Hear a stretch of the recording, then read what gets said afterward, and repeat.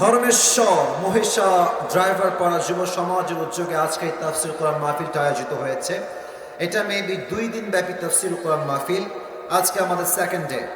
আমাদের এই প্রোগ্রামে সভাপতি আছেন জনাব মোহাম্মদ শামীম মিয়া, সাবেক মেম্বার কুরসা ইউপি। স্যার কি এসেছেন? আচ্ছা, মাশাআল্লাহ। আমার ডানেই আছে আমার প্রিয় স্যার মোহাম্মদ শামীম মিয়া। আল্লাহ তাআলা ওনাকে নেক হায়াত দান করুক। আমরা যুবক ভাইরা মুরব্বীরা দিল থেকে পড়ছি আমিন। তো আসতে কেন রে ভাই, জোরে কোন সময় আমি রংপুরের মানুষ, আমরা কাপুরুষের সন্তান নই, বীর পুরুষের সন্তান। আর আমি বাংলাদেশের যত বিভাগকে ভালোবাসি তার মধ্যে টপ লিস্টে রংপুরের নাম আছে।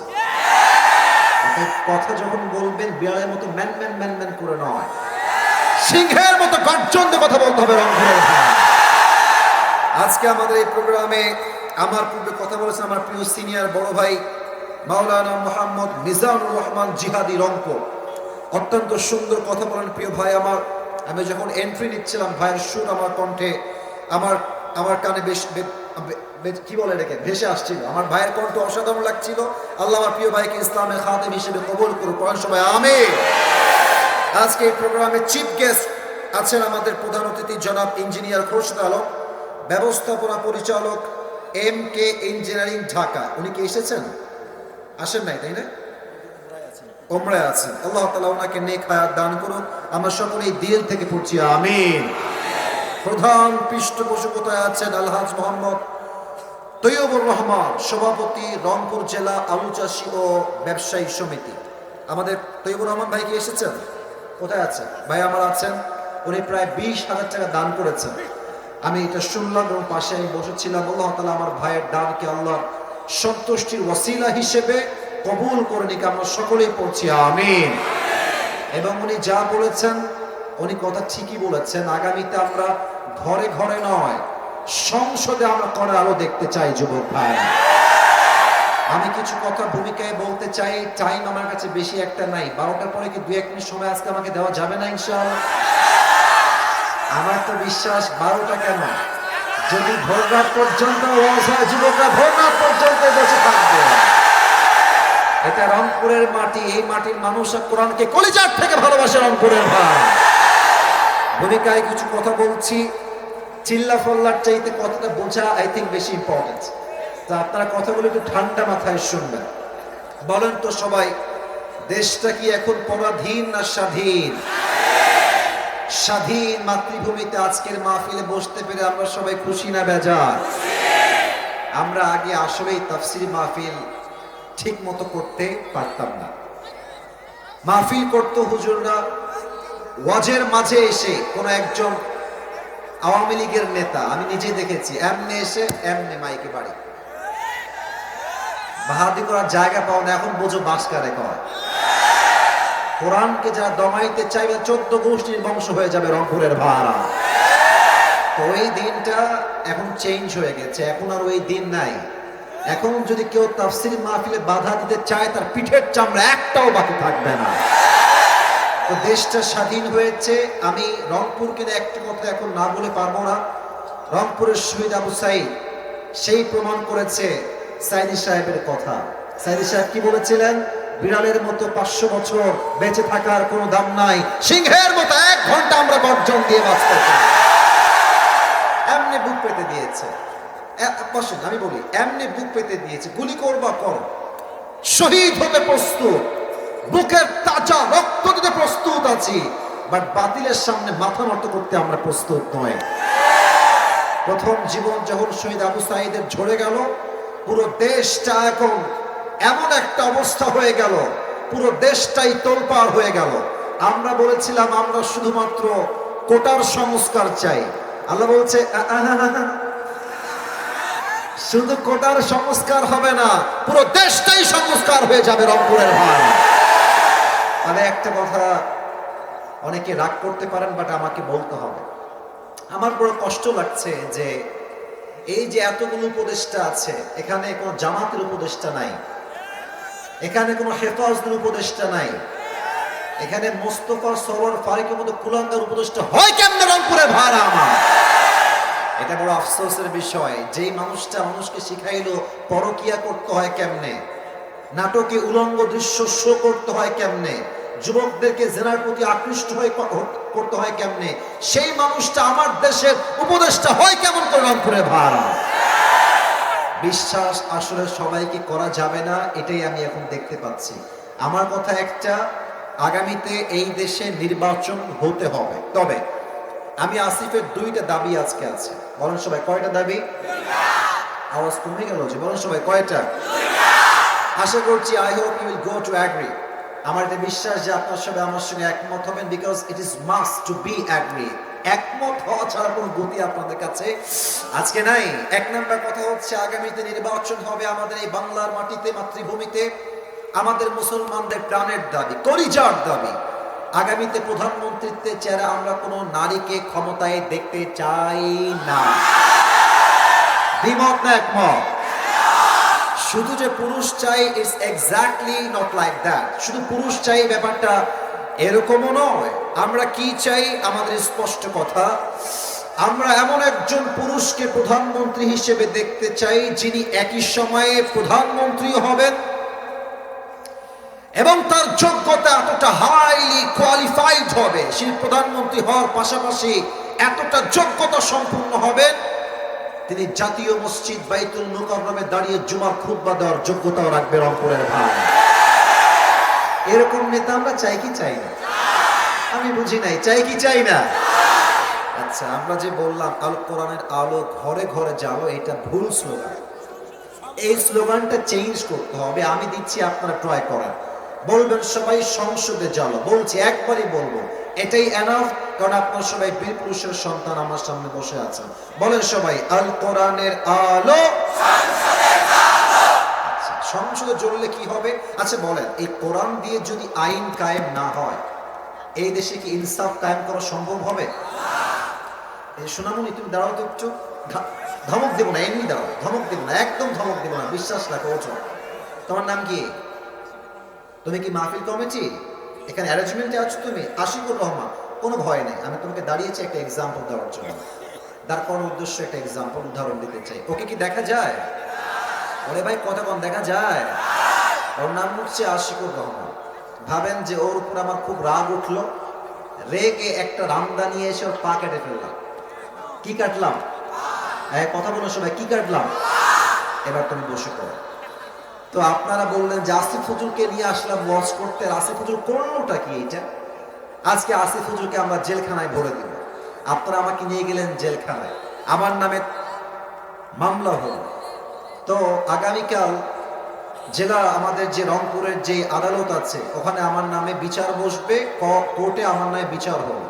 তো আমাদের তথাকথিত যে ল আছে, যে সিস্টেম আছে, সেই বিচার অনুযায়ী আমার বিচার কি হলো, যে আসিফ হুজুরের সিদ্ধান্ত হলো আসিফ হুজুরের 1 বছরের জেল হবে আর আসিফ হুজুরকে 1 লাখ টাকা জরিমানা করা হবে। তো রংপুরের ভাইরা, কোনো একটা জিনিসের ওজন ঠিকঠাক আছে কিনা, এটার মাপকাঠি ওজন বরাবর আছে কিনা, পেঁয়াজ যে আমি 5 কেজি নিলাম, এটা 5 কেজি আছে কিনা, এটা মাপার জন্য আমরা কি পাল্লা ইউজ করি? কথা কোন সবাই, কি পাল্লা? দাড়ি পাল্লা। তো আমার যে বিচার করলেন 1 বছরের জেল আর 1 লাখ টাকা জরিমানা, এটা কি ঠিক আছে কিনা বোঝার জন্য একটা দাড়ি পাল্লা দেন। তো আশিকুর রহমানের যেই ঠ্যাং আমি কেটে ফেলেছি ডান পা, এটাকে আপনি ডান পাল্লায় দেন। আর আমাকে যে আপনি 1 বছরের জেল দিয়েছেন এবং 1 লাখ টাকা জরিমানা করেছেন, ওটাকে আপনি বাম পাল্লায় দেন। এবার এই পাশে আপনার ভাঙ্গা ঠ্যাং, এই পাশে 1 বছরের জেল আর 1 লাখ টাকা জরিমানা। এবার টান দেন তো, কথা বুঝলে কম তো, সমান সমান কি কখনো হবে? আচ্ছা, আপনি আমার জরিমানা আরো বাড়ায় দেন। আচ্ছা, 50 লাখই করেন যান। আচ্ছা যান, 10 লাখ করেন। এদিকে আপনি আমাকে আরো 10 বছরের জেল বাড়ায় দেন। এবার 10 বছরের জেল আর 10 লাখ টাকা বাম পাল্লায় রাখেন আর ডান পাল্লায় আশিকের পা রাখেন। বলেন তো, তবুও কি সমান সমান হবে? সমান সমান ঘটতে হলে কি করতে হবে? আল্লাহর জমিনে আল্লাহর রাজ কায়েম করতে হবে। কেমনে? আল্লাহ তাআলা এই কোরআনে বলেছেন, নাকের বদলে নাক, চোখের বদলে চোখ, কানের বদলে কান, জিহ্বার বদলে জিহ্বা, হাতের বদলে হাত, পায়ের বদলে পা, জানের বদলে জান। রংপুরের ভাই, আমার পা যে আমি কেটে দিয়েছি, কোরআন দিয়ে আপনি আইন কায়েম করেন। ওর পা আমি কেটে দিয়েছি, আপনিও আমার পা কেটে দেন। এবার ওর পাটা ডান পাল্লায় দেন, আমার পা বাম পাল্লায় দেন, টান দেন, দেখবেন দুই পাশের দাড়ি পাল্লা সমান সমান হয়ে গেছে। ওমান হাকামা বিহি আদালা, এই কোরআন দিয়ে যে রাজ কায়েম করবে সেই তো আল্লাহর জমিনে ইনসাফ কায়েম করতে পারবে। অতএব শেষ কথা, সোজা কথা, চূড়ান্ত কথা, আগামীতে যদি আমার এই মাতৃভূমিতে কোরআনের রাজ কায়েম করতে কেউ বাধা দেয়, আর কেউ যদি প্ল্যান করে, প্রোগ্রাম করে, সার্চেস করে, ষড়যন্ত্র করে কোন স্বৈরাচারকে ইন্ডিয়ার থেকে নিয়ে এসে আবার ক্ষমতার মসনদে বসাতে চায়, দ্বিতীয় বিশ্বযুদ্ধ শুরু হয়ে যাবে রংপুরের ভাই। আমি আবারও বলছি, আমি রংপুরের মাটিতে বসে আছি, আমার কলিজায় এখন শক্তি অনেক বেশি। যদি আগামীতে ভারত বেশি বাড়াবাড়ি করে, ভারতের সঙ্গে গজওয়ায়ে হিন্দ শুরু হয়ে যাবে যুবক ভাই। আর সেই গজওয়ায়ে হিন্দে আমার বিশ্বাস সর্বপ্রথম যে শহীদ হবে হয়তো সে রংপুরেরই সন্তান হবে যুবক ভাই। আমি স্পষ্ট ভাষায় যুবকদেরকে অ্যাড্রেস করে বলতে চাই, যদি আগামীতে কখনো ডাক আসে আল্লাহর জমিনে আল্লাহর রাজ কায়েম করবার জন্য, আল্লাহর জমিনে আল্লাহর কোরআনের বিধানকে কায়েম করবার জন্য, স্বৈরাচারকে তার গদির থেকে নামানোর জন্য হাজার হাজার যুবককে শহীদ হওয়া লাগবে, বুকের তাজা রক্ত দেওয়া লাগবে।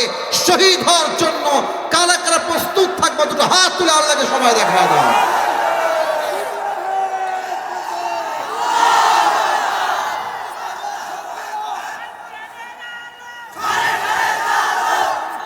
মাশাআল্লাহ, আমার সঙ্গে এক তাকবীর দেন, লিল্লাহি তাকবীর।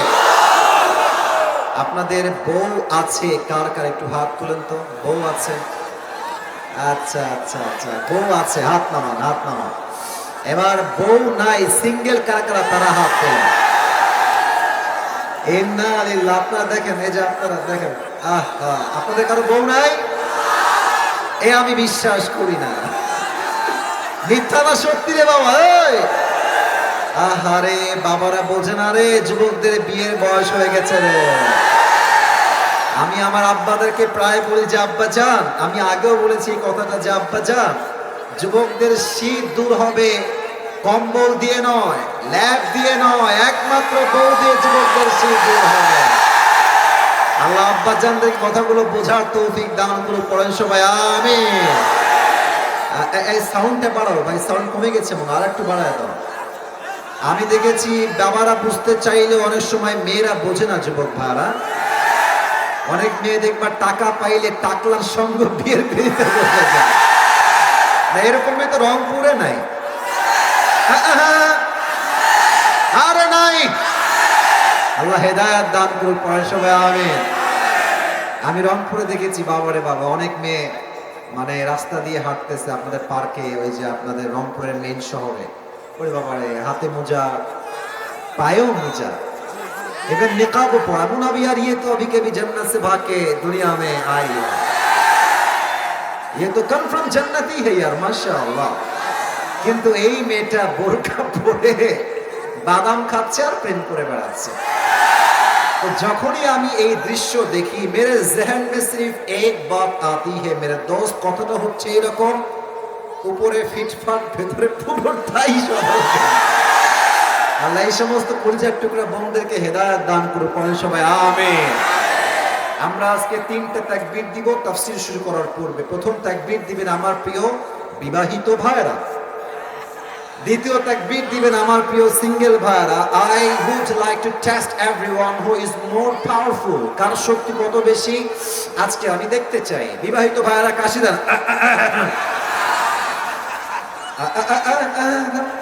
আমি দেই তাকবীর দিব, বিবাহিতরা দিবেন, সিঙ্গেলরা চুপ থাকবেন। বিবাহিত ভাইরা লিল্লাহি তাকবীর। বাবা রে বাবা, সাউন্ড ভালো আছে। সিঙ্গেলরা, it's time for the single people. সিঙ্গেলরা দিবা, বিবাহিত ভাইরা চুপ থাকবেন।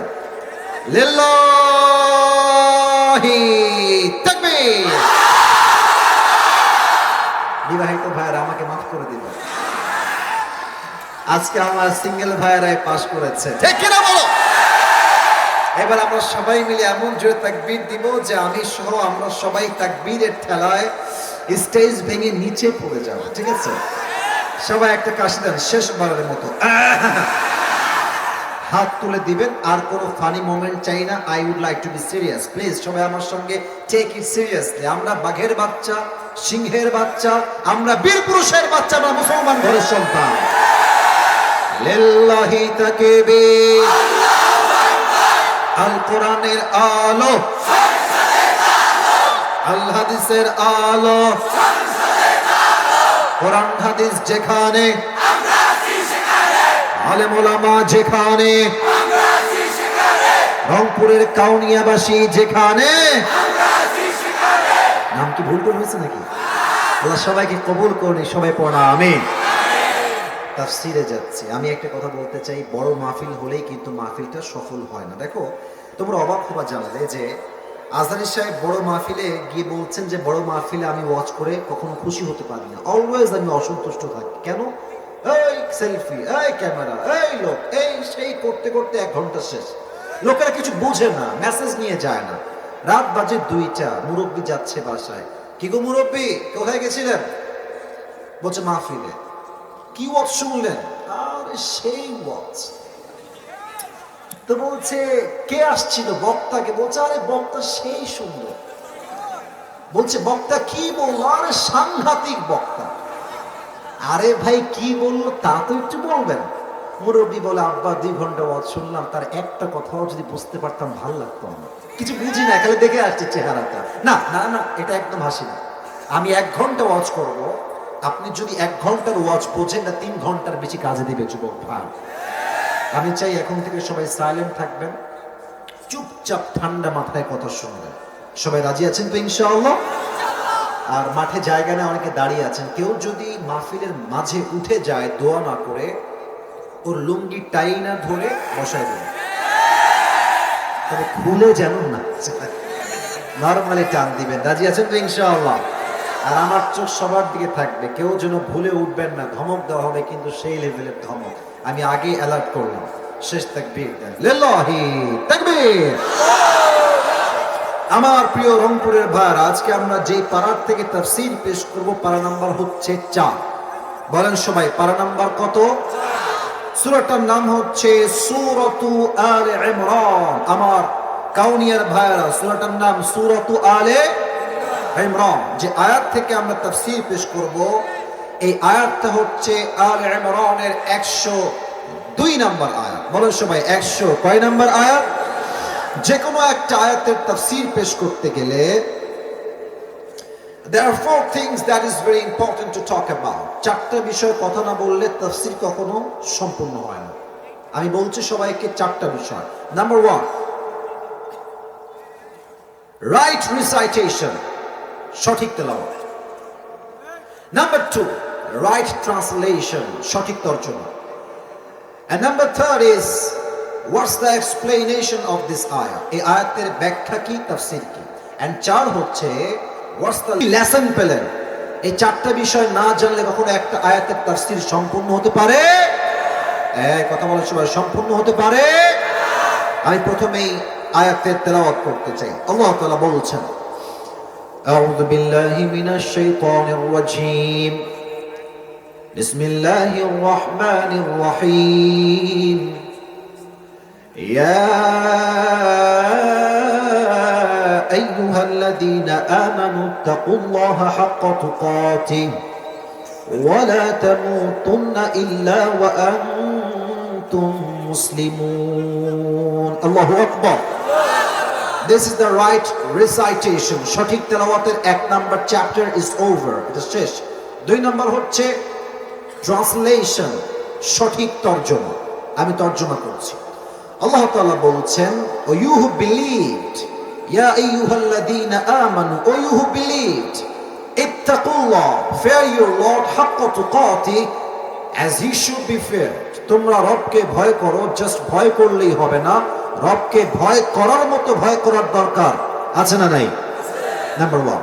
নাম্বার 2, ওয়ালা তামুতুন্না ইল্লা ওয়া আনতুম মুসলিমুন, and do not die, I repeat again, do not die, expect as a Muslim মরতে যেহেতু হবে, কবরে যেহেতু আসতেই হবে, আল্লাহ তাআলা বলছেন প্রকৃতপক্ষের মুসলমান না হয়ে কবরে এসো না।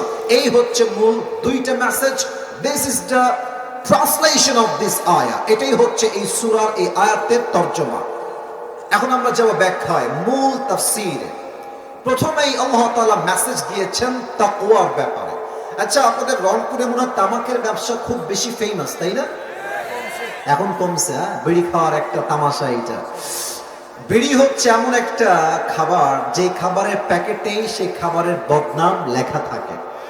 পৃথিবীতে এমন কোনো খাবার পাবেন না যে খাবারের প্যাকেটেই বদনাম লেখা থাকে। আর যারা বিড়িখোর এরা আসলে মানবতাহীন মানুষ। এর কারণ তারা নিজেদের মূল্য নিজেই তো বোঝে না, ও মানুষের মূল্য বুঝবে কেমন করে রংপুরের ভাড়া, ঠিক আছে কিনা?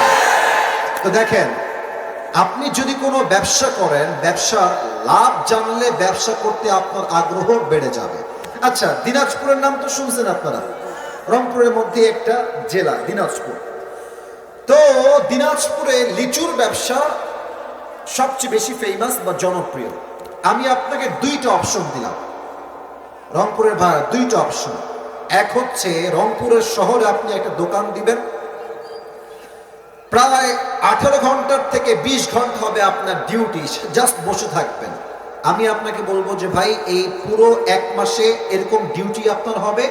আপনার মাসিক আয় হতে পারে সর্বোচ্চ লাভ মিলিয়ে 70 থেকে 80 হাজার টাকা, জাস্ট ফর এন এক্সাম্পল 70 বা 80 হাজার টাকা। আচ্ছা, আর একটা বিজনেস দিলাম যেটা হচ্ছে আপনার বসো, নতুন নাকি মাহফিলে? সাহস দেখছেন? আধা ঘন্টা অজানে উঠতেছে, বেটা ঠ্যাং ভেঙে রেখে দিব একেবারে।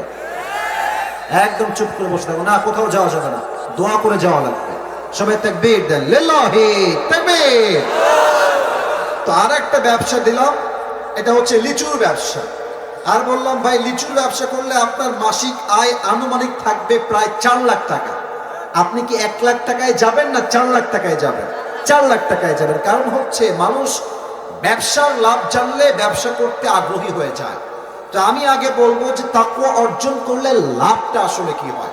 আমি 3টা লাভ বলতে চাই, রংপুরের ভাইরা এটাকে জেহেনে মুখস্থ করে নেন। নাম্বার 1, আল্লাহ তাআলা বলছেন কোরআন কারীমের ভিতরে, ওয়ামান ইয়াত্তাকিল্লাহা ইয়াজআল লাহু মাখরাজা। যেই বান্দা আল্লাহর ভয় অর্জন করবে, যেই বান্দা তাকওয়ার গুণ অর্জন করবে, ওই বান্দা যত বড় বিপদগ্রস্ত হোক না কেন, যত বড় কষ্ট তার জীবনে হোক না কেন, তার সমস্ত বিপদ দূর করার দায়িত্ব নিবে। এক সপ্তাহ আওয়াজ দিয়ে বলেন সবাই, তিনি কে? 2 নাম্বার, ওয়ারযুকুহু মিন হাইসু লা ইয়াহতাসিব। And Allah will provide the sustenance from the sources that they never could imagine before. Allah Ta'ala ওই বান্দার জন্য এমন এমন জায়গার থেকে রিজিক দিবে, এমন এমন জায়গার থেকে খাবার দিবে, টাকা দিবে, সম্পদ দিবে, বান্দা কখনো কল্পনাই করতে পারবে না যে এই রিজিকটা আমার কাছে আসলো কই থেকে। সুবহানাল্লাহ পড়ে সবাই। আচ্ছা, আমরা যারা এখানে আছি, আমরা তো সবাই মনে হয় মধ্যবিত্ত পরিবারের সন্তান, নাকি? আপনাদের তো অনেকের ভাই টিনের বাসা আছে না? আমি তো একটা কথা প্রায় মাহফিলে বলে থাকি যুবকদের জন্য বিশেষ করে, যে মধ্যবিত্ত পরিবারের সন্তান মানেই হচ্ছে আমরা একটা ব্র্যান্ড যুবক ভাই। কেন ব্র্যান্ড? আগে কথা তোমাকে বুঝতে হবে। দেখেন, মধ্যবিত্ত পরিবারের ছেলেকে আপনি সাইকেল দিবেন, ওর তাও চলবে। আপনি বাইক দিবেন, তাও চলবে। কার দিবেন, তাও চলবে। আপনি ওকে বলবেন যে কারও নাই, বাইকও নাই, সাইকেলও নাই, তোমাকে হেঁটে হেঁটে আসতে হবে, ওর তাতেও চলবে। ওকে আপনি ভাত দিবেন, ডাল দিবেন, তাও চলবে। ভাত দিবেন, ভর্তা দিবেন, তাও চলবে। ভাত দিবেন, সবজি দিবেন, তাও চলবে। ভাত দিবেন, গোস্ত দিবেন, তাও চলবে। কিছুই দিবেন না, জাস্ট একটা ভাত দিবেন, একটা পানি দিবেন, আর একটা মরিচ দিবেন, ওর পান্তা ভাত হলেও চলবে। কারণ কি? আমরা বড় ঘরের ধাপুস ধুপুস খেয়ে বড় হওয়া ব্রয়লার মুরগি নয়। আমরা মধ্যবিত্ত পরিবারের সন্তান, আমরা কঠোর পরিশ্রমী সন্তান, রংপুরের ভাড়া। আল্লাহ বলছে, বান্দা যতই মধ্যবিত্ত পরিবারের সন্তান হও না কেন, আমি আল্লাহকে ভয় করি। লাভ কি হবে? তোমার রিজিকের অভাব তুমি জীবনে কখনোই ফিল করতে পারবে না। সুবহানাল্লাহ পড়ে সবাই। আমি আপনাকে একটা কথা এখন বলতে চাই, এটা আমার জীবন থেকে কথা। তবে অনেকে ভাববেন আসিফ হুজুর মনে যে শো অফ করছেন, ইটস নট লাইক দ্যাট। আমি বলতে চাই যে আমি অনেক বড় মুত্তাকি তা নই, তবে আল্লাহর ভয় আমার মাঝে একটু হলেও তো আছে, আছে না? আচ্ছা, আমি নিজে কিন্তু যুবক ভাইরা, মুরব্বী আব্বাজানরা, মায়েরা, বোনেরা, আমি কিন্তু মাত্র 3,000 টাকার চাকরি করতাম। যুবকরা আমার কথার মার প্যাচ একটু ভালো করে বুঝবা। আমার বাবার একটা বাইক ছিল, বাইকটা হচ্ছে 18 বাইক। নাম শুনছেন আপনারা? ডায়ান, ডায়ান। তো ভাই এত ঝাংড়ি বাইক আমি জন্মেও দেখি নাই। স্টার্ট দিয়ে এখান থেকে যাই 1 কিলো গিয়ে আবার বন্ধ হয়ে যায়, ওখানে গিয়ে আবার এমনে ঝুঁকাই, তেল আছে তাও চলে না। তবুও কোন মতে ঠেলে ঠুলে চালাইছি কয়েক মাস যাব। আচ্ছা, একটা পর্যায়ে গিয়ে এমন একটা অবস্থা হলো আমার পকেটের, যে তেল যে ভরবো বাইকে ওই টাকা আমার পকেটে নাই। তা আব্বাকে বললাম, আব্বা मैं माफी भी मांगता हूँ, दुआ भी मांगता हूँ, আমার দ্বারা এই বাইক আর চলবে না, তোমার বাইক তুমিই রাখো। তা আব্বা বললো, কি করব বাইকটা, আমার পায়ে তো ব্যথা, আমি তো হার্টের রোগী, এটা কি সেল করে দিব? বললাম বিক্রি করে দাও, আমি এটা বিক্রি করে সাইকেল কিনবো, সাইকেলের চাইতে ভালো হবে আমার জন্য। তো যাই হোক, বাইকটা বিক্রি করব ভাব, মানে এটা এইভাবে কখনো আমি আগে কোনো মাহফিলে বলি নাই, এতটা ব্যাখ্যা দিয়ে বলি নাই, আজকে বলছি বাইকটা বিক্রি করে দিব অভাবের জন্য।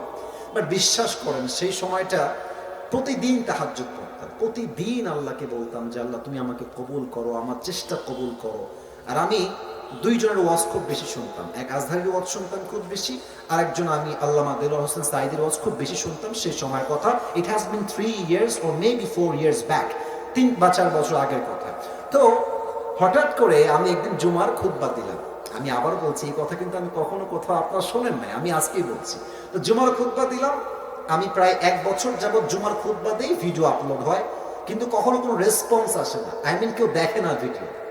এই 10টা 20টা লাইক পড়ে, 2-1 জন কমেন্ট করে, মাশাআল্লাহ, আমি তাতেই খুশি, আলহামদুলিল্লাহ, 2-1 জন দেখলে আমার জন্য এনাফ বা আমার খুশি কারণ হয়ে যাবে। তো আমার মনে আছে হঠাৎ করে একটা ভিডিও আপলোড হলো আমাকে নিয়ে, মাশাআল্লাহ, ভিডিওর টপিক খুব ভালো ছিল, লাখ লাখ রিচ হয়ে গেল।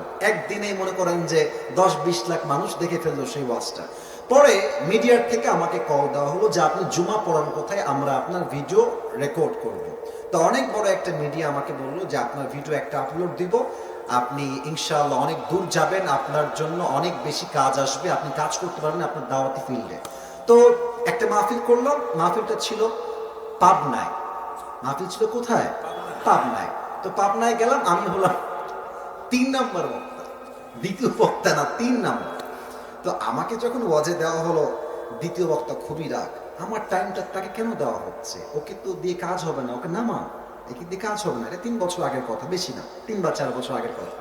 তো আমি ওয়াজ শুরু করলাম, কি বলবো, নিজের কথা বলছি না, বা এটা আল্লাহর রহমত বলছি বলতে পারেন। আমি আধা ঘন্টা ওয়াজ করেছি, প্রত্যেকটা যুবক, আমি নেমে গেছি ওরা উঠে গেছে, মানে এই হুজুরকে আমরা ছাড়বো না, নেমে গেলাম, সেটা আপলোড হলো ইউটিউবে।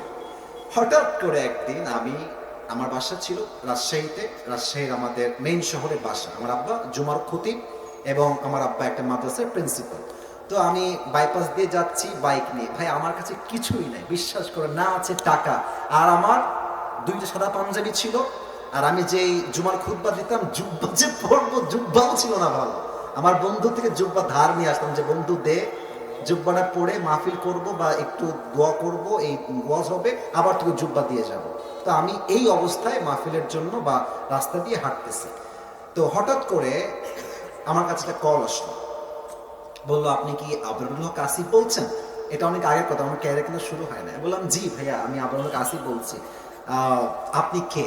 তো বললো যে আমি অমুক জেলার থেকে বলছি, আপনার একটা মাহফিলের ডেট লাগবে। শুনে কলিজায় এত শান্তি লাগলো যে আলহামদুলিল্লাহ, আল্লাহ হয়তো আমার রাস্তা খুলতেছে, এই তো রাস্তা আমার খুলে যাচ্ছে।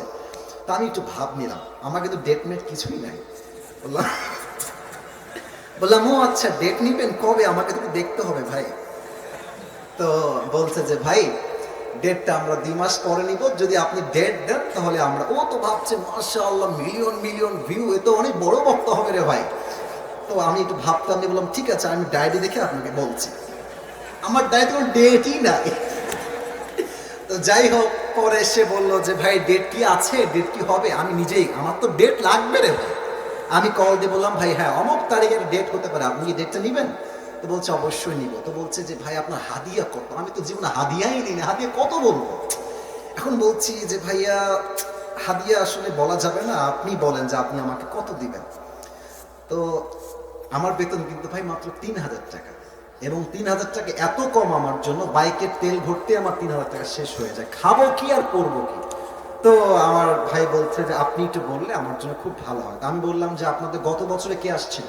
বলছে আমাকে একজন বক্তা আসলো। কয় টাকা দিয়েছেন? বলছে 20,০০০ টাকা দিয়েছেন। 20, মনে বলছি 20,০০০ টাকা, আর ওকে বলছি ভাই এটা কোনো টাকা হইল? আচ্ছা যাই হোক, অনেক কথাবার্তা বলে সে বললো ঠিক আছে, আপনাকে আমরা 25,০০০ টাকা দিব, গাড়ি ভাড়া সবকিছু মিলিয়ে, খাওয়া দাওয়া মিলিয়ে, থাকা সহ 25,০০০ টাকা আমি আপনাকে দিব। তো বললাম দিব বললেই তো হবে না ভাইজান, আপনাকে তাকে অ্যাডভান্স করতে হবে না, আমি প্রোগ্রামটা কনফার্ম মনে করবো কেমন করে? তো বলছে ঠিক আছে ভাই, আপনি আপনার নাম্বারটা আমাকে দেন, আমি আপনাকে 5,০০০ টাকা অ্যাডভান্স করছি। আমি বললাম ইয়ার ইয়ে তো মেরি রাস্তা খুল গিয়া মাশাআল্লাহ। তো বলছে ঠিক আছে আমি আপনাকে দিচ্ছি, নাম্বারটা আমাকে পাঠান। তো নাম্বার দিলাম, 3 দিন কোনো খবর নাই। মনটা আবার খারাপ, যে আল্লাহ ডেটটা কি তাহলে পাবোই না। তো 3 দিন পরে আবার আমার ভাই কল দিয়ে বলছে প্রিয় ভাই আপনাকে তো আমি টাকা দিব, বাট আমি টাকা তুলতে পারি নাই এলাকার থেকে, তাই টাকাটা দিতে পারি নাই। তো মাশাআল্লাহ সবাই আমাকে টাকা দিয়ে দিয়েছে, আপনার নাম্বারে আমি এখনই টাকা পাঠাচ্ছি। তো আমাকে ওই প্রথম মাহফিলের জন্য 5,০০০ টাকা অ্যাডভান্স দেওয়া, এবং 5,০০০ টাকায় আমি আমার আব্বা আম্মাকে দিয়ে দিয়েছি। যাও তোমরা না বিশ্বাস করেন, ওই যে আমার জার্নি শুরু হলো, আল্লাহু আকবার, কি বলবো। এখন এমন একটা দিন নাই যেই দিন শত শত কল আসে না। আসিফ হুজুরকে লাগবে আপনাদের কি, আমাকে বলে 3 লাখ নিবেন, 2 লাখ নিবেন, 1.5 লাখ নিবেন, কত খালি বলেন না আপনাকে আমরা চাই। আপনি বলবেন হুজুর আপনি এত লম্বা স্টোরি কেন বললেন? 1 ঈমান, 2 হচ্ছে তাকওয়া। এই 2টা থাকলে বান্দার সফলতাকে আটকায় রাখতে পারে না, ঠিক কি না বলে?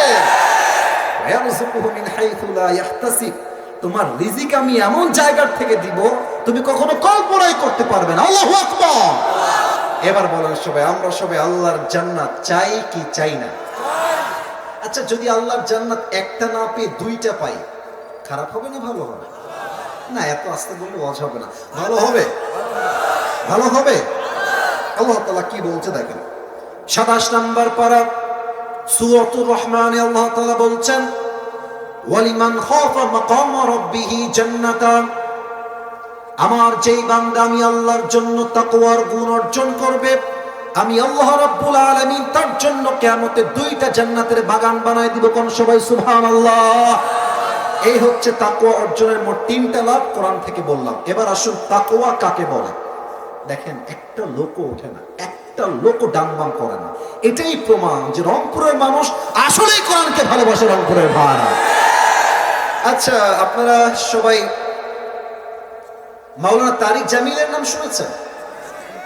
পাকিস্তানের একজন টপ ফেমাস স্কলার। উনি তো আমাদের মধ্যে এত রং ঢং নাই, সাদা পাঞ্জাবি, সাদা পায়জামা, সাদা পাগড়ি, আর not a big deal, always এমনিই থাকে। আমি ওনার কথা একটু পরে বলবো, আগে আমার কথা বলছেন। তাকওয়ার 2টা সংখ্যা বলবো, মুখস্থ করেন। এক হচ্ছে তাকওয়া মানে আপনি হালালকে অ্যাকসেপ্ট করবেন, হারামকে অ্যাভয়েড করবেন। আমাদের দেশে সরকারি চাকরি পেতে গেলে বলা হয় যে আমাকে চা খাওয়ার জন্য আর মিষ্টি খাওয়ার জন্য 10 লাখ দিলেই আপনার চাকরি হয়ে যাবে। এরকম বাটপার আছে না, আছে না, আছে না, আছে না?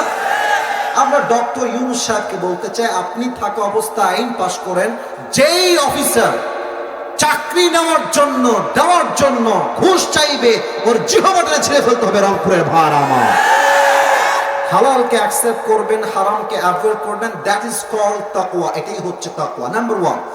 নাম্বার 2 হচ্ছে, এখন বাজে মনে করেন, আচ্ছা কয়টা বাজে এখন? 11টা কত? 11টা 40। আচ্ছা রাত যখন 1টা বাজে, আপনাদের রংপুরে কুয়াশা আছে না? আচ্ছা ভাই এখন আমার উপরে সামিয়ানা আছে, মনে করেন যে এটা অমাবস্যার রাত, পুরোটাই অন্ধকার আর কুয়াশা দিয়ে ভরা। আপনি আপনার রুমের মধ্যে বসে আছেন, রুমের গেটটাও লক, জানালাও লক, লাইটটাও বন্ধ। আপনি আপনার অ্যান্ড্রয়েড ফোন বের করে পর্নোগ্রাফি দেখছেন, হিন্দি ভিডিও দেখছেন, হিন্দি সং শুনছেন, হিন্দি সিনেমা দেখছেন। লাইট বন্ধ, দরজা বন্ধ, জানালাও বন্ধ, কুয়াশা, অন্ধকার রাত, অমাবস্যার মতো কালো অন্ধকার, ঘুটঘুটে অন্ধকার। অন্ধকার, আপনি ভাবছেন আপনাকে কেউ দেখে না, বাট আপনাকে দেখে একজন। আওয়াজ দিয়ে বলেন সবাই, তিনি কে? যাদের হৃদয়ে আছে আল্লাহর ভয়, তারা কভু পথ ভুলে যায় না। আল্লাহর প্রেম ছাড়া এই দুনিয়ায় কারো কাছে কোনো কিছু চায় না। ঠিক কিনা বলে? রাতের আধারে যারা সেজদাতে রয়, দু চোখের অশ্রুতে নদী যেন বয়। ছলনার হাত ছানি যতই আসুক, ছলনার হাত ছানি যতই আসুক, পেছনে ফিরেও সে তাকায় না। যাদের হৃদয়ে আছে আল্লাহর ভয়, তারা কভু পথ ভুলে যায় না। আল্লাহর প্রেম ছাড়া এই দুনিয়ায় কারো কাছে কোনো কিছু চায় না। ঠিক কিনা বলেন? আমি যখন অন্ধকারের ভেতরে জুলুম করছি, অন্যায় করছি, গুনাহ করছি, পর্নোগ্রাফি দেখছি, হারাম প্রেম করছি, আমার দরজা বন্ধ, আমার ঘরের জানালা বন্ধ, লাইটটাও আমি অফ করে দিয়েছি। এই অন্ধকার রাতে আমাকে কেউ না দেখলেও দেখবে একজন। আওয়াজ দিয়ে বলেন সবাই, তিনি কে? এবার আমি এই তাকওয়ার সংখ্যার একটা লাইভ এক্সাম্পল দিব। লাইভ এক্সাম্পল মানে হচ্ছে দুনিয়ায় এখনই ঘটেছে, জাস্ট কিছুদিন আগের কথা।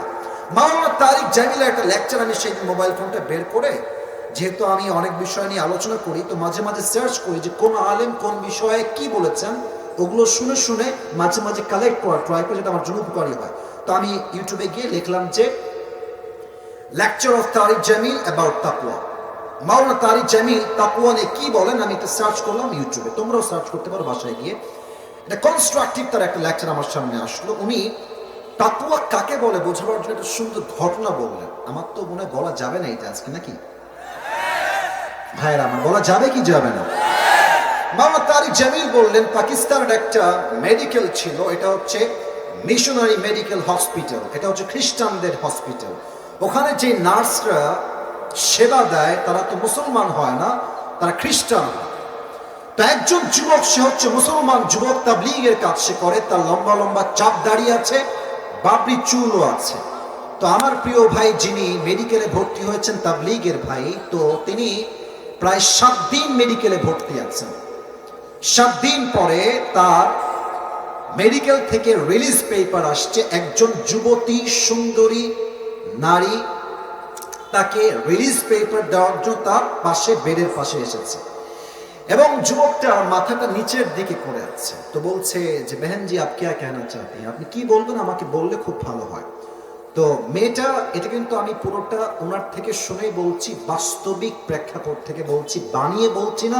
আপনি গিয়ে চেক করতে পারেন, not a big deal, camera আছে, মিথ্যা বলার কোনো অবকাশ আমার কাছে নাই।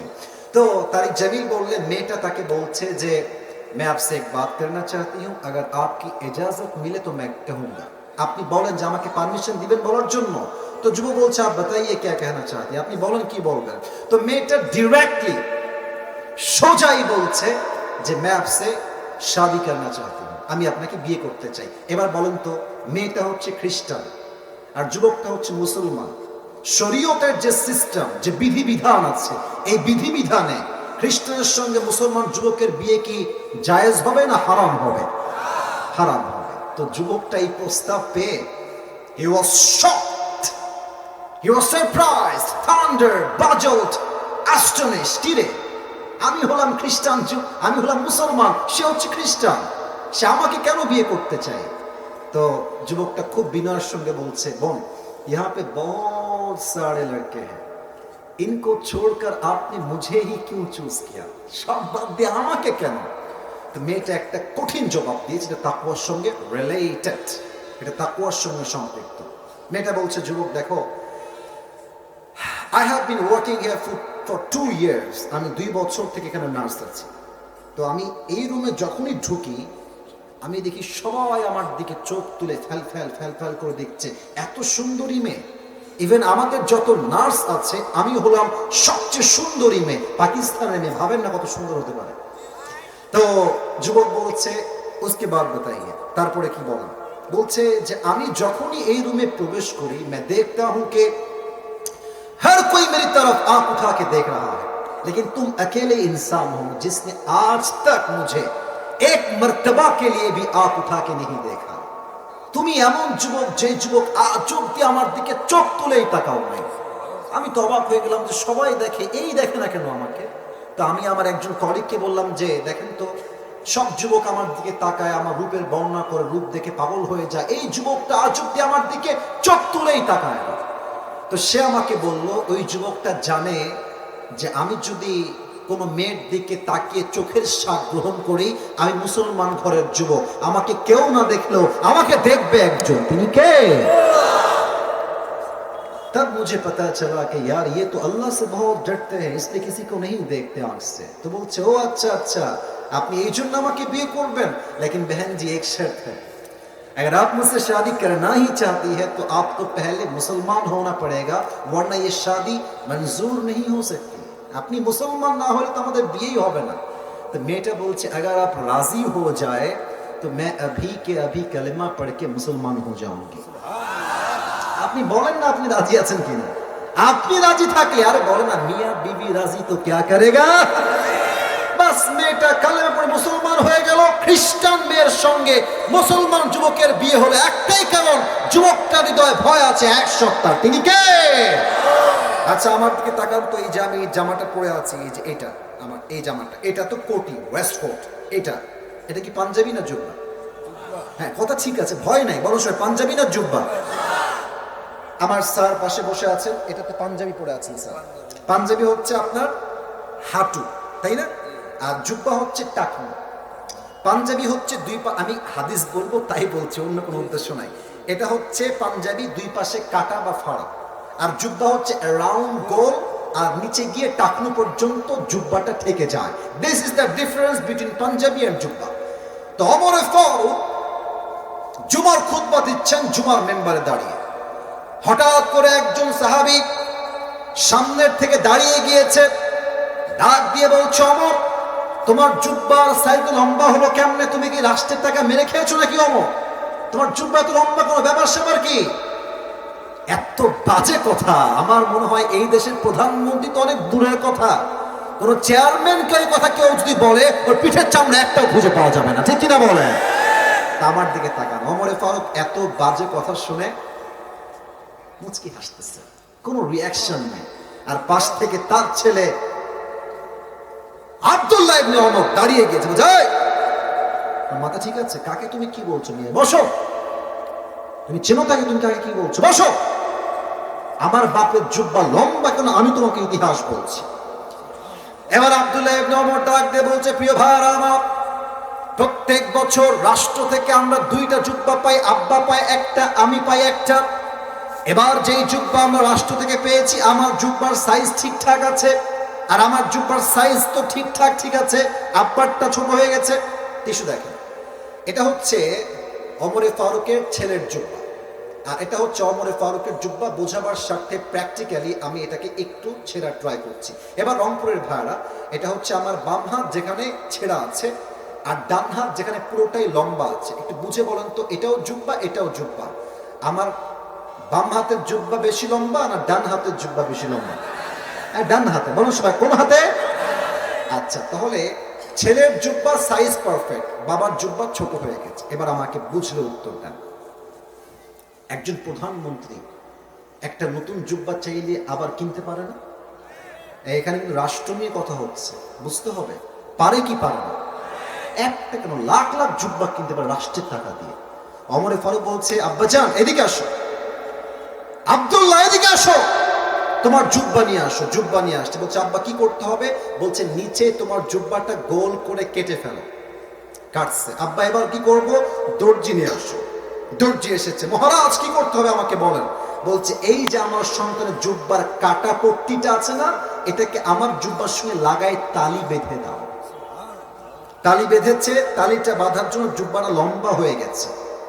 ওমরে ফারুক তালি দেওয়া ছেঁড়া জুব্বা পরিধান করেছে, রাষ্ট্রের এক পয়সা মেরে খায় নাই, ঠিক কিনা বলে? আব্দুল্লাহ বলছে কেন খায় নাই? আমার আব্বা বলেছে যে আব্বা, আমি যদি রাষ্ট্রের একটা পয়সা মেরে খাই, কখনো ভুলে ইচ্ছায় অনিচ্ছায় আমাকে কেউ না দেখলেও আমাকে দেখবে একজন। আওয়াজ দিয়ে বলেন সবাই, তিনি কে?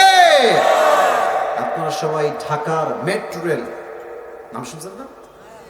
ওই যে 3 আগস্টের সময়, তোমরা যুবকরা আমার চেয়ে ভালো জানো বিষয়টা, ওখানে অ্যাক্সিডেন্টলি একটু দুর্ঘটনার জন্য আগুন লেগে গেছিল।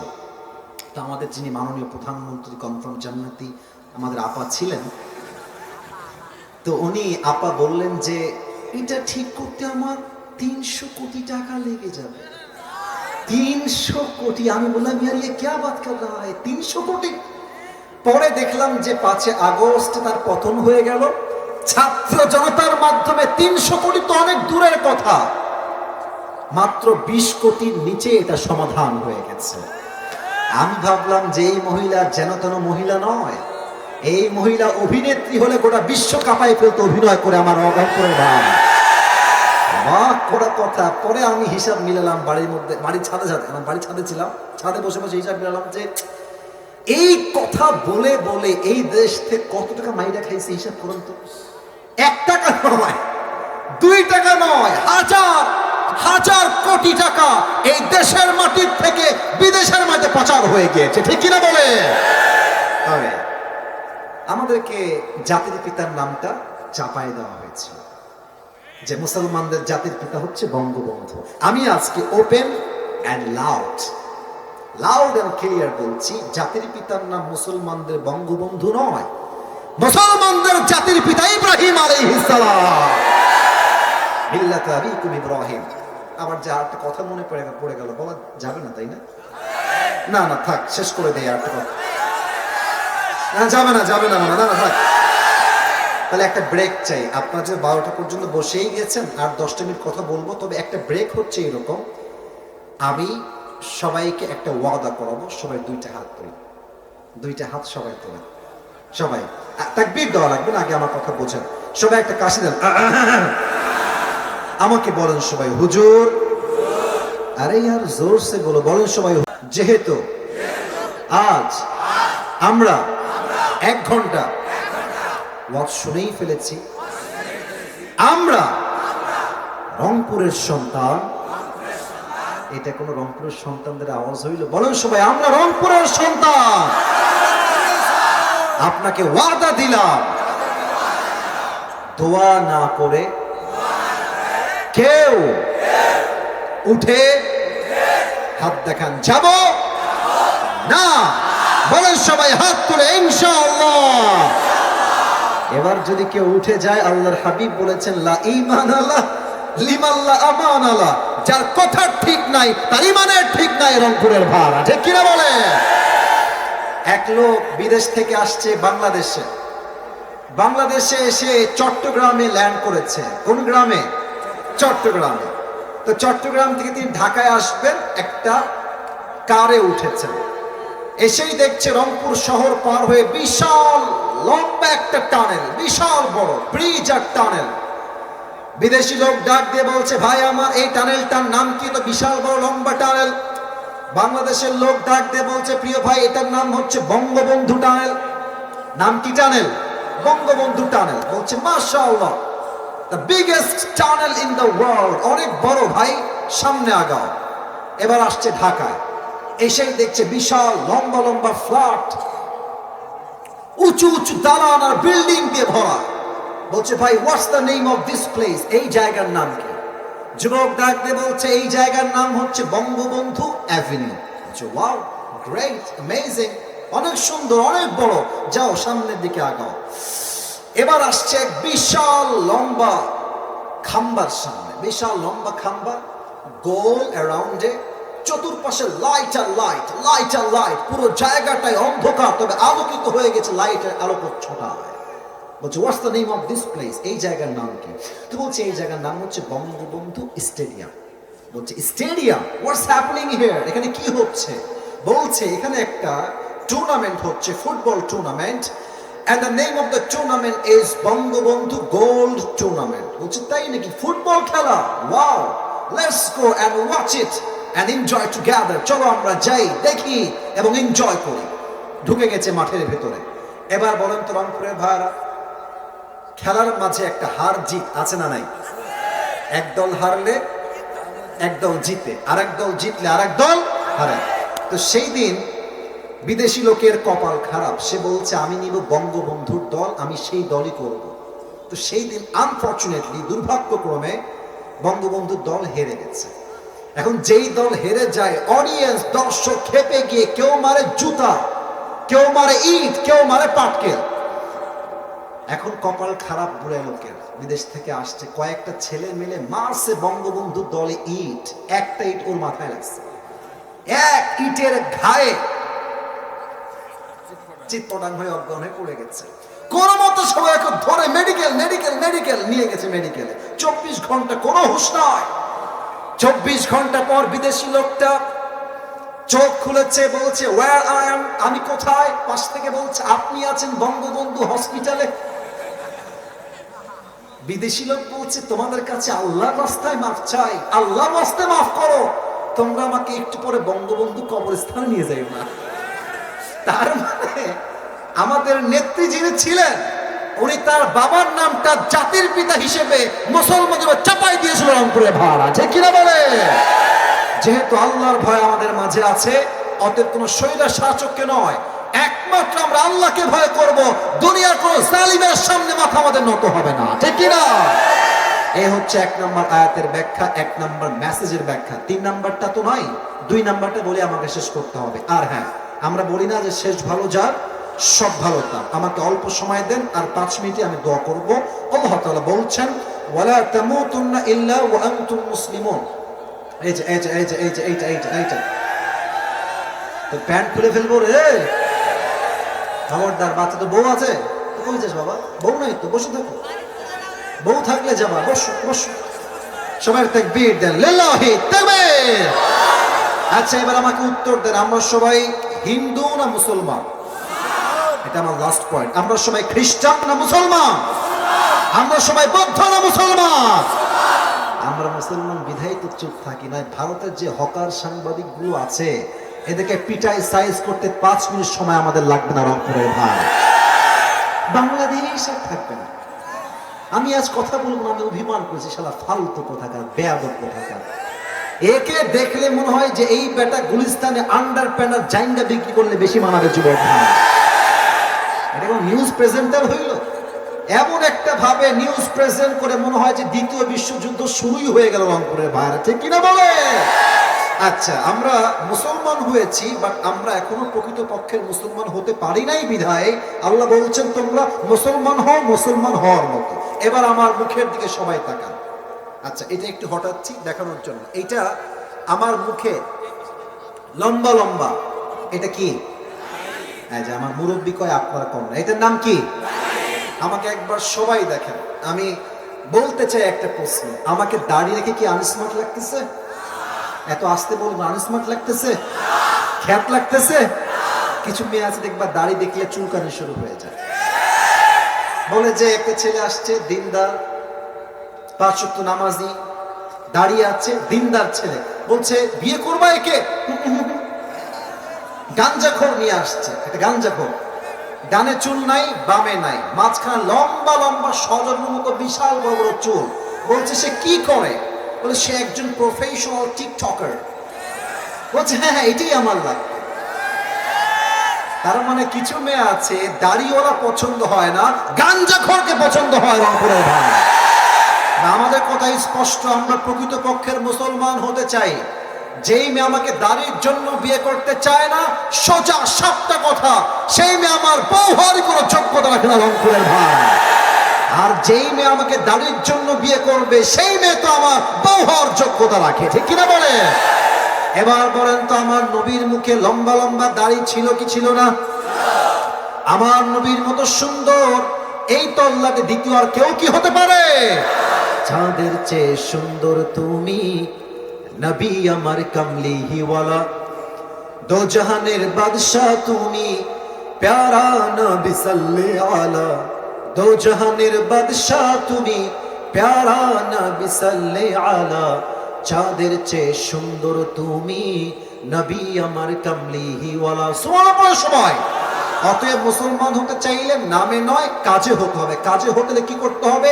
নবীর প্রত্যেকটা সুন্নাহকে মানতে হবে, 1 নাম্বার পয়েন্ট। 2 নাম্বারটাই শেষ। এটা বলে আমরা দোয়ার দিকে যাব। কেউ মনোযোগ ডান বাম করবেন না। আচ্ছা, প্রশ্ন করতে চাই সবাইকে, এটাই আমার শেষ পয়েন্ট। বুঝে উত্তর দিবেন, ভুল দিবেন অনেকে, 90 ভাগেরও বেশি ভুল উত্তর হতে পারে না। তাই আগেই সতর্ক করছি, ভুলে না, বুঝে উত্তর দেন। বলেন তো কবরের প্রশ্ন হবে কয়টা? চারটা। বলেন সবাই কয়টা? এটা আমি বলছি আয়াতের সঙ্গে রিলেটেড। আচ্ছা, আমার হাতে একটা কাগজ আছে। আপনাদের রংপুরের সবচেয়ে বড় কলেজের নাম কি? সবচেয়ে বড় কলেজ? আচ্ছা, মনে করেন যে কালকে আমার সেই কলেজে একটা এক্সাম আছে সকালবেলা। তো আমি বই নিয়েছি, এক্সামে যাব পরীক্ষা দেওয়ার জন্য। আমি জাস্ট বোঝাবার স্বার্থে, ইটস নট রিয়েল, বোঝাবার স্বার্থে আমি একটা গাইডলাইন নিলাম বা একটা বই নিলাম। কালকে আমার পরীক্ষা আছে, আমি পড়ছি। প্রশ্ন আছে বাংলাদেশের রাজধানীর নাম কি? লেখা আছে উত্তরে ঢাকা। আবার দ্বিতীয় প্রশ্ন আছে বাংলাদেশের সবচেয়ে বড় সামুদ্রিক সৈকত কোথায়? সবচেয়ে বড় সমুদ্রের সৈকত। উত্তর আছে কক্সবাজার। উত্তর কি? আমি এটা ব্রেন দিয়ে মুখস্থ করলাম, ব্রেন দিয়ে। আগামীকাল রংপুরে কলেজে আমি গেলাম, স্যার আমাকে বললেন, এই নেন আসিফ হুজুর, এটা হচ্ছে আপনার প্রশ্নপত্র, এটা নেন। আমি প্রশ্নপত্র নিলাম, নিয়ে দেখলাম যে ওখানে প্রশ্ন করা আছে। প্রথম প্রশ্ন আসছে ক, বাংলাদেশের রাজধানীর নাম কি? আমি ওই যে ব্রেন দিয়ে পড়েছিলাম ঢাকা। বাংলাদেশের সবচেয়ে বড় সমুদ্র সৈকতের নাম কি? আমি বারবার একটা শব্দ বলছি, বুঝবেন, ব্রেন ব্রেন ব্রেন ব্রেন। আমি ব্রেন দিয়ে পড়েছিলাম সমুদ্র সৈকত হচ্ছে কক্সবাজার, বড়, লিখে দিলাম কক্সবাজার। কেউ যদি ভাবেন যে আমি প্রকৃতপক্ষের মুসলমান হব না, জাস্ট মুখস্থ করবো, মান রব্বুক আল্লাহ, মান নবিয়ুক মুহাম্মাদুর রাসূলুল্লাহ সাল্লাল্লাহু আলাইহি ওয়াসাল্লাম, ওয়া মা দীনুক, তোমার ধর্ম কি? ইসলাম। ব্রেন দিয়ে যদি ভাবেন কবরে উত্তর দিবেন, ইউ আর 100% রং। আপনি ভুল ভাবছেন। কবরের প্রশ্ন এখান থেকে না, এখান থেকে। এটা কখন আসবে? এই উত্তরটা কখন আসবে? বুঝবেন, দুইটা বিষয় লাগবে। ঈমান থাকলেই হবে না, ঈমানও রাখতে হবে, আমলও করতে হবে। মনে করেন আমার ঈমান যে নবীর সুন্নাহ হচ্ছে দাড়ি রাখা, এটা আমার ঈমান। আমি মানবো কেমনে? পুরো দুনিয়া যাবে আমার খেলাফে, আমার একটা কথা, আমার বিয়ে হলে হবে, না হলে নাই। নবীর সুন্নাহে আমি খুব টাকাবো না, কেচিও ঠাকাবো না। আচ্ছা, আমার নবীর সুন্নাহ হচ্ছে আল্লাহর জন্য, আল্লাহর রাস্তায় আন্দোলন করতে হবে। কে আমাকে জঙ্গি বললো, কে আমাকে শিবির বললো, কে আমাকে জামাত বললো, তোয়াক্কা করার সামান্য সময় আমার কাছে নাই। আল্লাহর জমিনে আল্লাহর রাস্তায়ন করব, প্রয়োজন জীবন দিব, তাজা রক্ত দিব। তোমার আমার এই মোকাবেলাকে কেউ রুখে দেওয়ার সাধ্য রাখে না, ঠিক কিনা বলেন? প্রকৃতপক্ষের মুসলমান হতে হলে ঈমানটাও রাখতে হবে, আমলটাও রাখতে হবে। আল্লাহ তাআলা আমাদের সবাইকে ঈমান এবং আমল নিয়ে মুসলমান হয়ে কবরে যাওয়ার তৌফিক দান করুক। আমরা সবাই পড়ি আমিন। আমি খুবই খুশি হলাম যে আপনারা এত সুন্দর একটা আমাকে পরিবেশ দিলেন। আমি সত্যি আপনাদের কাছে কৃতজ্ঞ থাকলাম। এটা মিডিয়ায় রেকর্ড হলো, মানুষ বুঝবে যে রংপুরের মানুষ কতটা ভদ্র ঘরের সন্তান। এবং আরেকটা বিষয় বললে আপনারা আরো বেশি খুশি হবেন, সেটা হচ্ছে যে আমি এই বছর আমার সবচেয়ে বেশি ডেট হচ্ছে রংপুর বিভাগের মধ্যে। কেন? আমার রংপুর থেকে যেই পরিমাণ কল আসে আপনি কল্পনাই করতে পারবেন না। রংপুরের দিনাজপুর থেকে, আপনার এইদিকে ঠাকুরগাঁও থেকে, নীলফামারীর থেকে, যে বিকেলে একটা নীলফামারীতে প্রোগ্রাম বিকালবেলা করে আসলাম, আবার এখানে। মানে আমি যদি চাই আপনাদের পুরো এই বিভাগে প্রত্যেকদিন 3 থেকে 4টা মাহফিল করতে পারবো, আমাকে এই পরিমাণ মানুষ কল দেয়। কারণ কি জানেন, আমার কেমন যেন একটা মানে আত্মার সম্পর্ক আপনাদের সঙ্গে হয়ে গেছে। আমি জানি না কেন হয়ে গেছে এটা। আমি যেখানেই যাই, পরিবেশ সুন্দর, মানুষের বসা সুন্দর, এত লম্বা ওয়াজ করে কেউ উঠে যায় না।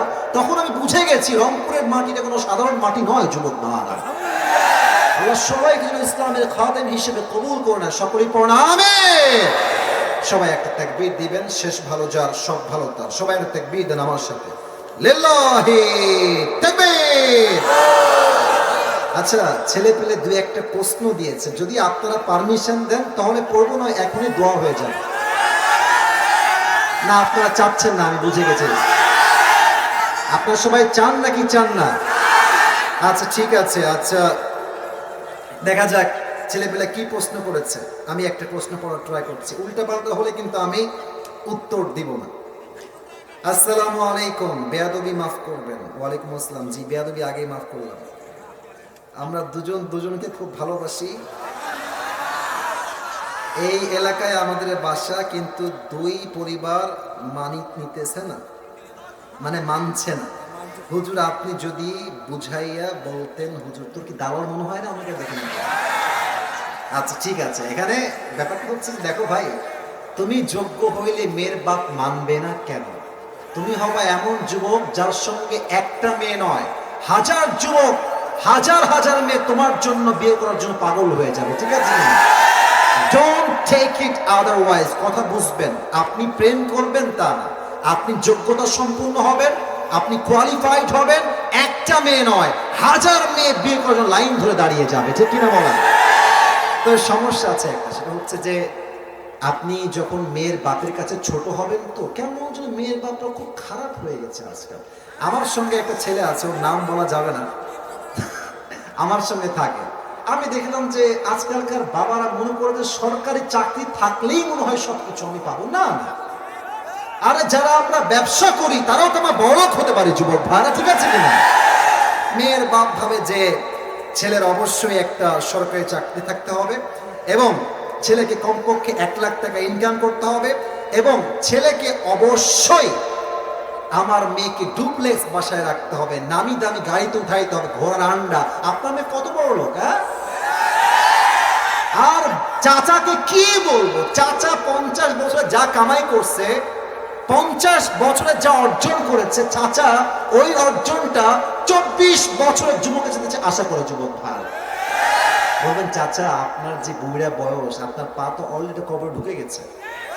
আপনি এই 70 বছর বয়সে কি করেছেন? এতে একটা জমি কিনেছেন আর একটা বাড়ি, তাই তো? আপনার তো 70 বছর বয়স।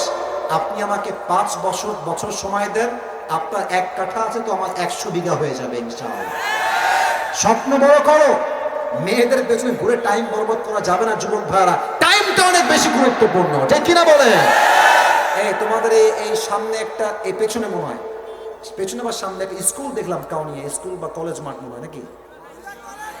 আচ্ছা, ওখানে একটা ইয়ে আছে। আমি দেখেছি যে এই কলেজের সামনে, বিশেষ করে ওই যে মেয়েদের যে কলেজগুলো আছে, যখনই ছুটি হয়, গার্লস স্কুল বা উইমেন্স কলেজ, দেখবা যুবকরা ঢিং ঢিং ঢিং ঢিং করতেছে বাইক নিয়ে।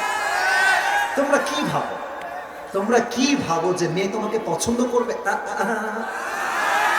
মেয়েটা রাস্তা দিয়ে হাঁটবে আর তুমি বাইক নিয়ে মহড়া মারবা। শীতকাল, ঠান্ডায় বাঁচি না আমরা। ওর ভাব কি, শার্ট একটা পরে,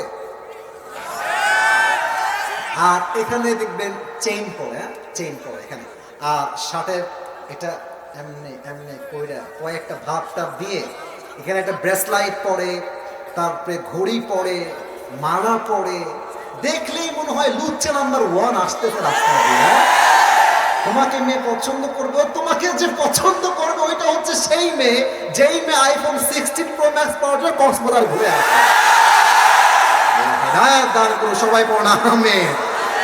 বুঝলে বুঝপাতা, না বুঝলে আল্লাহ বোঝার তৌফিক দান করো সবাই, প্রণামে। এখানে কেউ মনে হয় আরেকটা প্রশ্ন দিয়েছে, এটা দেখছি ইংরেজিতে লেখা। বাবা রে বাবা। আচ্ছা আমি বলি, এটাও ওই সেম রিলেটেড প্রশ্ন। সো আচ্ছা দেখি যে উইদাউট ডিভোর্সিং দ্য বয়।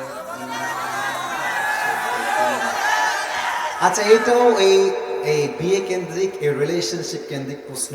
তো যে লিখেছে, আমি পড়া ট্রাই করছি। আসসালামু আলাইকুম হুজুর। আগে কে দিয়েছো? আমি তোমাকে ধমক দিব না, আমি তোমাকে একদমই ধমক দিব না। কে আছো বলবা, নাকি ভয় পাচ্ছ? সোনামণি, দাল মে কুছ কালা তো জরুর হ্যায় ইহাঁ পে। আচ্ছা ঠিক আছে, যাও, আমি বলবো না। আমি আজকে তোমাকে নাম বলতে বলছি না, আমি পড়া ট্রাই করছি। এদিকে তাকান। কথা বললে হবে না। একজন যুবক দাঁড়িয়ে তাকবীর দাও, সব ঠিক হয়ে যাবে। একজন যুবক, কে আছো দাঁড়াও, তাকবীর দাও একটা।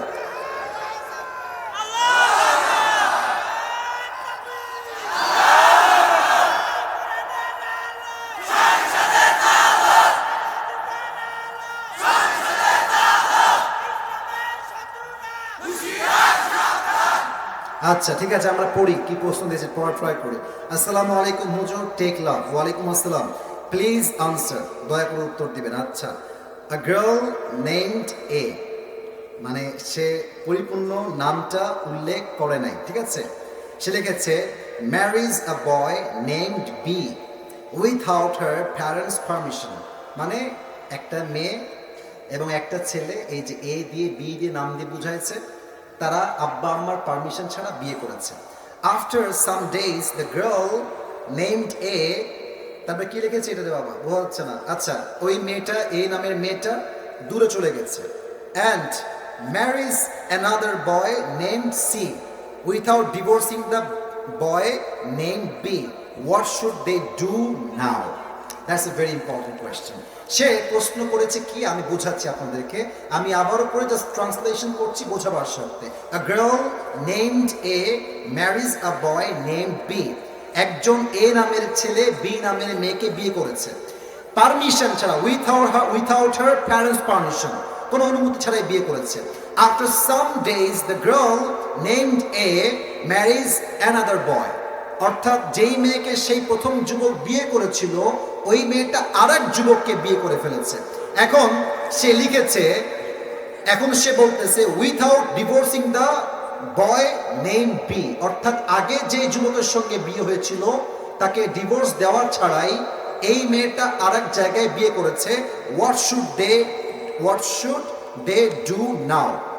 এখন তার প্রশ্ন হচ্ছে হুজুর তারা কি করবে? প্রথম কথাই আমি বলতে চাই মেয়েটার বিয়েটা হয় নাই। এর কারণ কি, যদি কোনো মেয়ে সেকেন্ড কোনো বিয়ে করতে চায় তার স্বামীকে রেখে, তার স্বামীকে তাকে তালাক দিতে হবে, তালাক দিলেই হবে না, 3টা পিরিয়ড পার করতে হবে। 3টা পিরিয়ড যখন পার হবে তখন স্বামী এবং স্ত্রীর মাঝে রিলেশনশিপটা ফুললি ব্রেকআপ হবে, তখন মেয়েটা চাইলে অন্য কোনো জায়গায় বিয়ে বসতে পারে। এখন সে যে প্রশ্ন করেছে এই প্রশ্ন হচ্ছে এমন, হুজুর সে ওই প্রথম ছেলেকে ডিভোর্স না দিয়ে আবার আর এক জায়গায় বিয়ে করেছে। আমার মনে হয় যেই মেয়ে প্রথম স্বামীর থেকে ডিভোর্স না নিয়েই অন্য কোথাও বিয়ে বসে যায় তার চরিত্রে নিশ্চিত ভেজাল আছে যুবক ভাই। আর আমি একটা কথা মনে প্রাণে বিশ্বাস করি, বিশ্বাস বড় একটা দামি জিনিস, সস্তা মানুষ বিশ্বাসের মান ধরে রাখতে পারে না। যেই মেয়েটা তোমাকে ডিভোর্স না দিয়েই বিয়ে করেছে, মনে রাখবা ওইটা আসলে সেকেন্ড টাইম তোমার বউ হওয়ার যোগ্যতা রাখে না, ওকে ডিভোর্স দেওয়াই উত্তম হবে। তবে মেয়েটা যদি এখন সত্যি বিয়ে করে সংসার করে, আমি আপনাকে কোরআন দিয়ে বলছি, হাদিস থেকে বলছি, কোরআনের চোখ দিয়ে বলছি, হাদিসের চোখ দিয়ে বলছি, মাসআলার চোখ দিয়ে বলছি, মেয়েটা এখন স্বামীর সঙ্গে থাকলেও জেনা হবে, শুইলেও জেনা হবে, ডানে বামে যাবে, একসঙ্গে থাকবে, দ্বিতীয় স্বামীর সঙ্গে প্রত্যেকটা কাজ জেনার শামিল হবে, কারণ তার প্রথম বিয়ের থেকে সে এখনো মুক্তি পেতে পারে নাই। কথা ঠিক আছে কিনা বলেন? আর যে আমাকে প্রশ্ন দিয়েছো তাকে আমি এতটুকু বলতে চাই, যদি এটা তোমারই ওয়াইফ হয়, আমি জানি না কার ওয়াইফ, বাট তোমার বন্ধুরও যদি ওয়াইফ হয়, বন্ধুকে আমার এই মেসেজটা বা ভিডিও পাঠিয়ে দিও, এরকম মেয়ের সঙ্গে সংসার করার কোনো দরকার নেই। এবং এই মেয়েটা যা করছে এখন, বিশ্বাস করুন, যাকে যে বিয়ে করেছে ওই মেয়েটা যাকে বিয়ে করছে ওর জীবনটাও জাহান্নাম হয়ে যাবে। এবং মেয়েরা ভাই কি বলবো, বললে কথা বের হয়, মেয়েরা বিয়ের সময় এত পরিমাণ মিথ্যা বলে,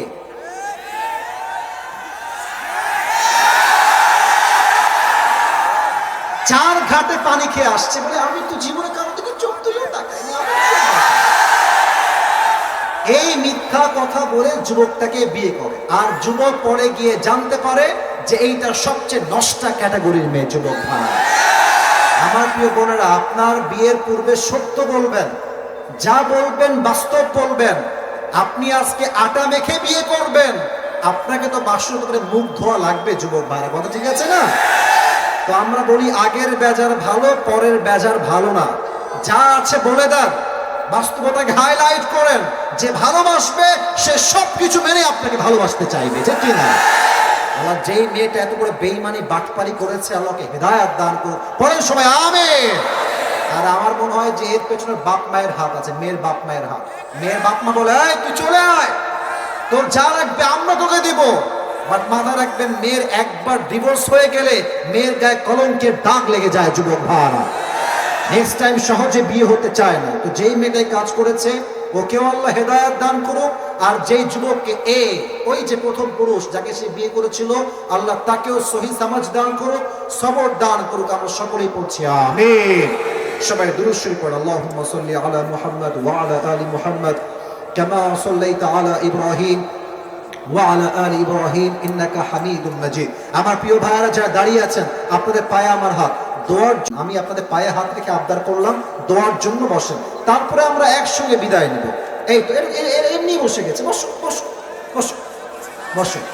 আর যারা আমার সামনে বসে আছেন, এই যে আমার সামনের ভাইরা, ল্যাটা মেরে না বসে একটু আদবের সঙ্গে আত্তাহিয়াতুর শুরুতে বসেন প্লিজ, প্লিজ মেহেরবানি করে আত্তাহিয়াতুর শুরুতে বসেন। মাশাআল্লাহ, এক কথায় সবাই শুনে গেছে। রংপুরের ভাইরা আমার সবাই দুরূদ শরীফ পড়েন। আল্লাহুম্মা সাল্লি আলা মুহাম্মাদ ওয়া আলা আলি মুহাম্মাদ কামা সাল্লাইতা আলা ইব্রাহিম ওয়া আলা আলি ইব্রাহিম ইন্নাকা হামিদুম মাজিদ। দোয়ার সময় কেউ সেলফি তুলবেন না। আমি যখন নেমে যাব আমার সঙ্গে হাত মিলান, দোয়া নেন, সেলফি তুলেন, নট এ বিগ ডিল।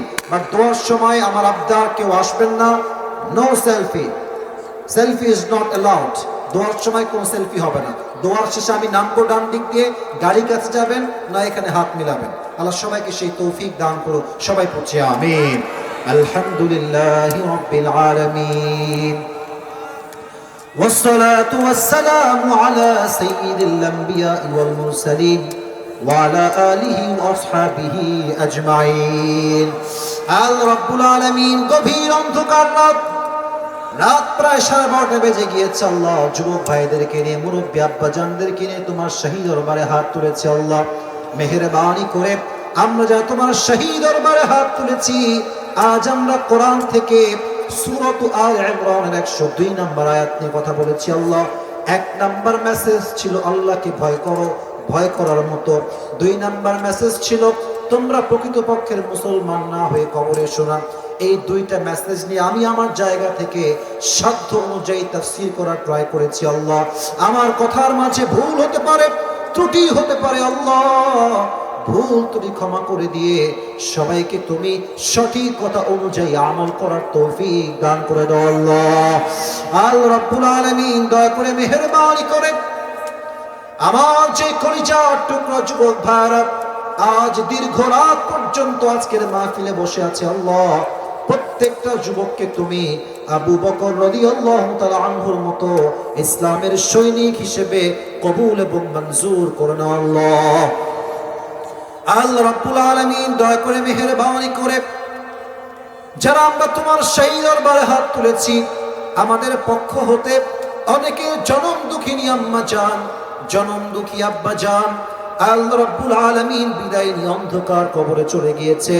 সকলের কবরকে তুমি জান্নাতের টুকরা হিসেবে কবুল এবং মঞ্জুর করে নাও। আল্লাহ আজকের এই মাহফিল কমিটি আমার কাউনিয়ার ভাইরা দিনরাত পরিশ্রম করে, কষ্ট করে, মুজাহাদা করে এত সুন্দর একটা মাহফিল তার আয়োজন করেছে। আল্লাহ মেহেরবানি করে তাদের এই কষ্ট পরিশ্রমকে তুমি তোমার সন্তুষ্টির ওয়াসিলা হিসেবে কবুল এবং মঞ্জুর করে নাও। আল্লাহ আমার যে কলিজার টুকরা মায়েরা বোনেরা আমার সঙ্গে হাত তুলেছে, আল্লাহ প্রত্যেকটা মা বোনকে তুমি খাদিজা রাদিয়াল্লাহু তাআলা আনহার চরিত্রে চরিত্রবান হওয়ার তৌফিক দান করে দাও। আল্লাহ আল্লাহ রাব্বুল আলামিন দয়া করে মেহেরবানি করে আজ যারা আমরা মাহফিলকে বাস্তবায়ন করবার জন্য অনেকেই দান করেছে, কেউ অর্থ দিয়ে, কেউ শ্রম দিয়ে, যে যেই নেক উদ্দেশ্যে দান করেছে সকলের নেক উদ্দেশ্যকে তুমি কবুল এবং মঞ্জুর করে নাও। আল্লাহ আল্লাহ রাব্বুল আলামিন দয়া করে মেহেরবানি করে আমার কলিজার টুকরা যে মায়েরা বোনেরা হাত তুলেছে, আল্লাহ প্রত্যেকটা আম্মা জানকে তুমি স্বামীর জন্য আনুগত্যশীল স্ত্রী হিসেবে কবুল এবং মঞ্জুর করে নাও। আল্লাহ আল্লাহ রাব্বুল আলামিন দয়া করে মেহেরবানি করে আমরা যারা তোমার শাহী দরবারে হাত তুলেছি, আল্লাহ আমাদের মাঝে অনেকেই অসুস্থ আছে, আল্লাহ দয়া করে মেহেরবানি করে আমাদের সবাইকে তুমি পরিপূর্ণ শেফায়ে আজেলা কামেলা তুমি দান করে দাও। আল্লাহ আল্লাহ রাব্বুল আলামিন দয়া করে মেহেরবানি করে শেষ একটা দোয়া করে তোমার শাহী দরবার থেকে বিদায় নিয়ে চলে যাব। আল্লাহ আজকে যারা আমরা সবাই একসঙ্গে তোমার শাহী দরবারে হাত তুলেছি, আল্লাহ আজ যেমন আমরা সবাই কোরআনের বাগানে একসঙ্গে বসতে পেরেছি, জান্নাতুল ফেরদাউসে আমরা সবাই যেন একসঙ্গে থাকতে পারি আল্লাহ, সেই তৌফিক আমাদের সবাইকে দান করে দাও আল্লাহ। রব্বানা যালামনা আনফুসানা ওয়া ইল্লাম তাগফির লানা ওয়া তারহামনা লানাকুনান্না মিনাল খাসিরিন। রব্বানা তাকাব্বাল মিন্না ইন্নাকা আনতাস সামিউল আলিম ওয়া তুব আলাইনা ইন্নাকা আনতাত তাওয়াবুর রহিম। سبحان ربك رب العزة عما يصفون وسلام على المرسلين والحمد لله رب العالمين। আবার কোন একদিন দেখা হবে ইনশাআল্লাহ।